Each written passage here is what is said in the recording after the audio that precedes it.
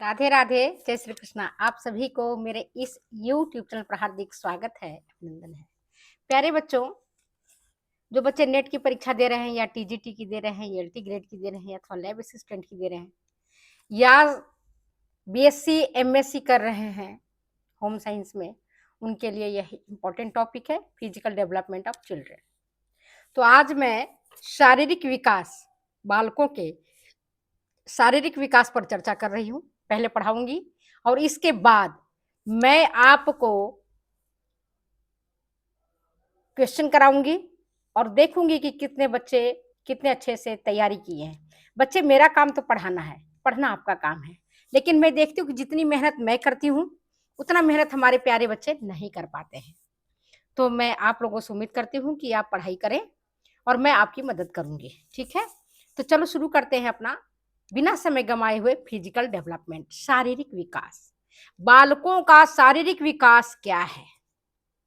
आप जानते हो, पढ़े भी हो कि जिन बालक का जन्म के समय या कहो इससे पहले अगर हम जाते हैं तो देखते हैं कि गर्भाधान के समय जब गर्भित बालक, जिसको हम जाइगोट कहते हैं, उसका आकार एक आलपिन है ना, आलपिन के सिर के बराबर भी नहीं होता, उसकी नोक के बराबर होता है। और वही बालक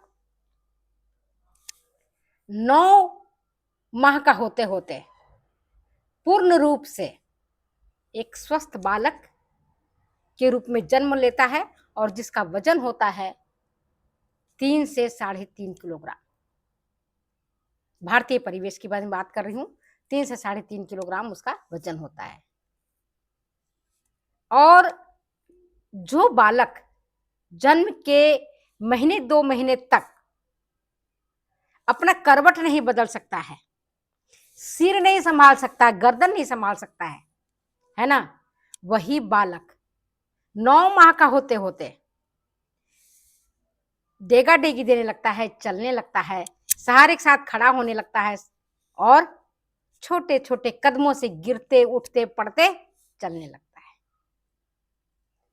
शारीरिक विकास पर अगर ध्यान दोगे तो अब क्या पाओगे कि जन्म के समय जिस बालक का वजन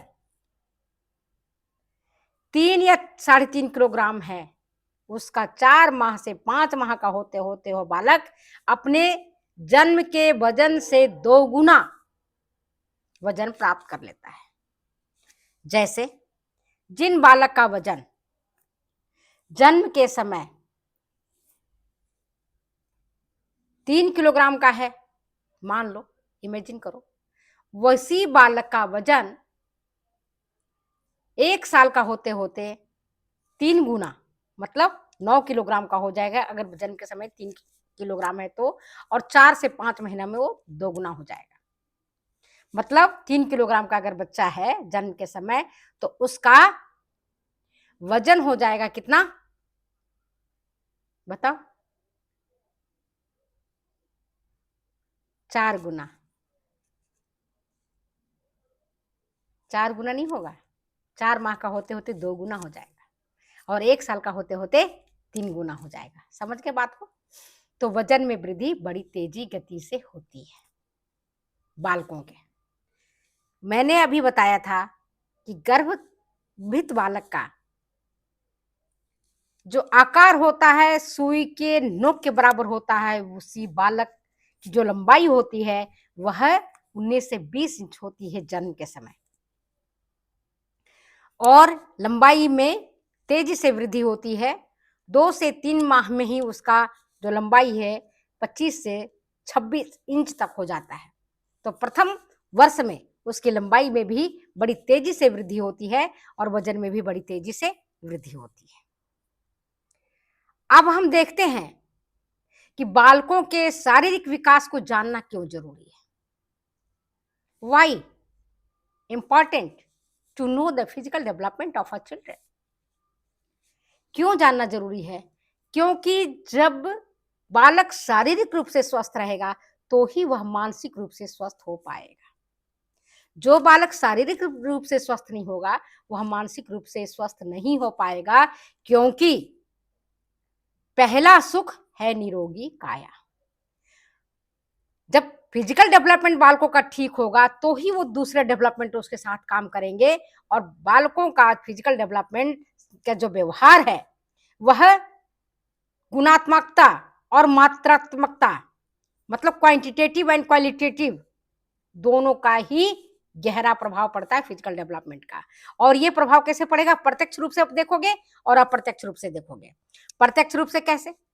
कि बालक अगर स्वस्थ रहेगा, 5 वर्ष का बालक है, स्वस्थ है, तो रोज स्कूल जाता है, रोज पढ़ाई करेगा, खेलकूद में भी भाग लेगा, अपने साथियों के साथ भी उसका हंसमुख व्यवहार रहेगा, प्रत्यक्ष रूप से देखोगे।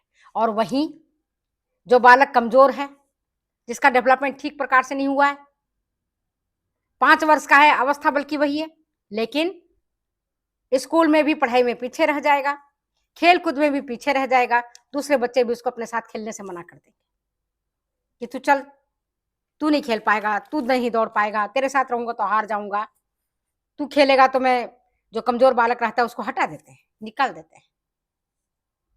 आप ऐसे देखोगे ना दुनिया में भी, मैं बता रही हूं, मैं खुद की बात बता रही हूं, अगर मैं कमजोर हूं किसी चीज में, जब मैं कमजोर रहूंगी तो निश्चित तौर पर अन्य जगहों में भी कमजोर रहूंगी, कोई रोक ही नहीं सकता कि मैं कमजोर ना हूं। और जो चीज मुझे आता है वहां तो मैं अच्छे से रहूंगी, और जहां मुझे नहीं आता है वहां मैं अच्छे से नहीं रह पाऊंगी। ये तो आप जानते हो अच्छी तरीके से, दुनिया की ही रीत है। मजबूत को तो सभी पसंद करते हैं, लेकिन कमजोर को कोई पसंद नहीं करता है, ये आप जानते हो और अच्छी तरह से देखते भी हो और अनुभव भी करते हो। मान लो आपको डांस नहीं आता है, और जो डांसर है वो आपको आपको भले आप सीखने के लिए प्रयास करोगे, लेकिन वो आपको सीखने के लिए अनुमति नहीं देंगे, वो आपको नहीं अपने टीम में शामिल करेंगे। इसी तरह से मान लो आप खेल में बहुत होशियार हो, और जो दूसरे बच्चे हैं वो होशियार नहीं है टीम में, तो आप क्या करोगे? उनको भी आप अपने टीम में नहीं खिलाओगे, साथ में उनको नहीं रखोगे। ये प्रकृति का नियम है बेटा, ये हम नहीं कह रहे हैं, दुनिया कहती है। कमजोर का कहते हैं ना, कमजोर का कहीं भी गुजारा नहीं होता है।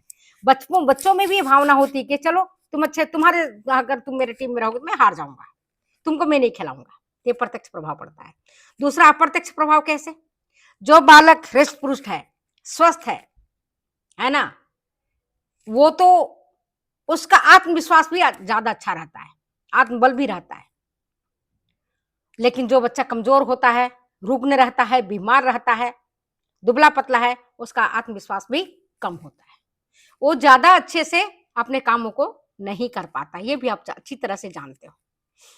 इसी तरह से मान लो कोई 5 साल का बालक है, मोटा है, थुलथुला है ना, वो दौड़ नहीं पाता है, खेल नहीं पाता, तो उसके बच्चे के मन में भावना आ जाएगी, अरे यार उस स्वस्थ चुस्त बालक के साथ मैं बराबरी नहीं कर सकता, उसके मन में हीन भावना आ जाएगा। वहीं पर जो स्वस्थ बालक है वो बड़ा अपने आप को ऐसा बुलंद महसूस करता है, वो काम कर लेगा। सिमिलरली ठीक उसी तरह से जो बालक कमजोर रहेगा शारीरिक रूप से, उसको खुद लगेगा यार मैं खेल में नहीं भाग ले पाऊंगा, मैं क्लास में पीछे बैठूंगा, मैं पढ़ाई अच्छे से नहीं कर पाऊंगा। और टीचर को भी, जो बायस टीचर नहीं करते हैं, कुछ टीचर तो बायस करते हैं, आज के परिस्थितियों में मैं देखती हूँ और महसूस भी करती हूँ, कुछ टीचर ऐसे होते हैं बायस नहीं करते हैं, कुछ टीचर बायस करते हैं। तो जो टीचर बायस करते हैं, है ना, वो कमजोर बच्चों को आगे नहीं बैठने देते हैं। जो पढ़ाई में कमजोर होता है वो बच्चा खुद ही डरा हुआ रहता है ना, और बैक बेंचर रहता है, पीछे चला जाता है कि आगे रहेंगे तो सर मुझे देख लेंगे, सर मुझे उठा देंगे, मैडम मुझे उठा देगी, मैडम मुझसे कुछ पूछेंगी, तो पीछे बैठता है। और जो आत्मविश्वास से लबालब रहता है, जो स्वस्थ बालक रहता है, वो फर्स्ट बेंच में आके बैठता है, उसको पता है कि मैं जवाब दे पाऊंगा। और वैसे बालकों का टीचर से स्नेह भी ज्यादा मिलता है। ये आप भी महसूस करते हो और हम भी महसूस किए अपने लाइफ में। कई बार आप देखते हो ना कि अगर कुछ आप पूछोगे तो टीचर क्या होता है, डांट के भगा देते हैं और क्लास पीछे से हंसने लगता है। ऐसा होना नहीं चाहिए। अगर बच्चों में आत्मविश्वास से पूछने की है तो उसको, उसकी प्रवृत्ति को, उसको बोलने के मौका देना चाहिए, उसको चुप नहीं रखना चाहिए, उसको रोकना नहीं चाहिए, अन्यथा बालक परेशान हो जाए। तो ये बात मैं आपको बता रही हूँ व्यवहार की, बच्चों के व्यवहार की गुणात्मकता और मात्रात्मकता, क्वांटिटेटिव एंड क्वालिटेटिव प्रभाव दोनों ही फिजिकल डेवलपमेंट पर पड़ता है। क्या समझ में आ गया? मैंने बता दी आपकी, जन्म के समय बालक का वजन जितना होता है 4 माह में दुगना हो जाता है, 1 वर्ष में तिगुना हो जाता है। आप रट लीजिए। लंबाई जिसकी 19 से 20 इंच होती है जन्म के समय, वही साल भर के अंतर्गत उसकी लंबाई भी में भी वृद्धि होती है। 2 से 3 माह के बालक 23 से 24 इंच या 25 इंच तक का हो जाता है। लंबाई में तेजी से वृद्धि होती है। बेबीहुड में अगर आप देखोगे, बेबीहुड कहते हैं 1 माह से 2 वर्ष के बालक को।